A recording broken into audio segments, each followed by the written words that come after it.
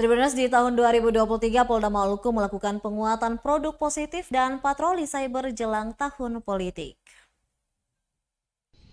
Tahun 2023 Polda Maluku melakukan penguatan produk yang positif, yakni memperkuat fungsi intelijen, Binmas dan Babin Kantipmas. Hal ini dilakukan karena jelang tahun politik 2024, sebab kondisi Kamtipmas intensitas gangguannya cukup tinggi. Maka dari itu antisipasi dilakukan dari tahun 2023 agar masalah di kemudian hari bisa diatasi secepatnya.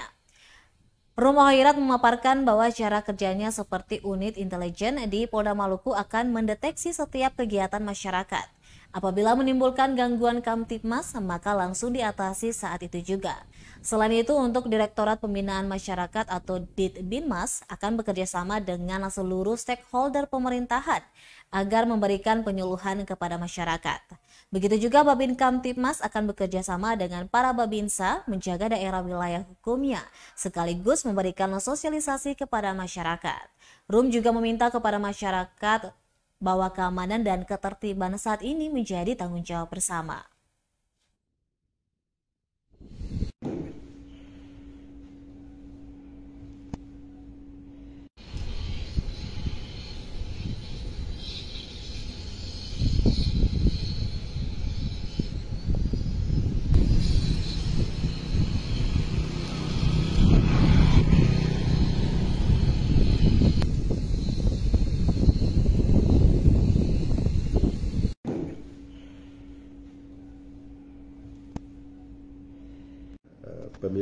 Pemilu legislatif maupun pemilu presiden yang akan dilaksanakan pada Februari 2024. Sudah barang tentu pada saat 2023 ini sudah kegiatan-kegiatan baik itu dari KPU maupun peserta pemilu, nanti itu partai politik itu sudah berlangsung. Sudah barang tentu aktivitas masyarakat akan semakin tinggi.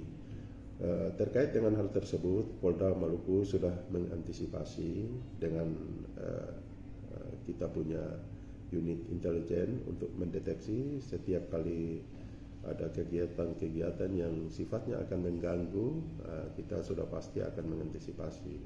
Selain itu juga kita punya Direktorat Bimas yang nantinya akan bekerja sama dengan semua stakeholder untuk memberikan penyuluhan dan pembinaan kepada masyarakat. Terima kasih sudah nonton. Jangan lupa like, subscribe, dan share ya.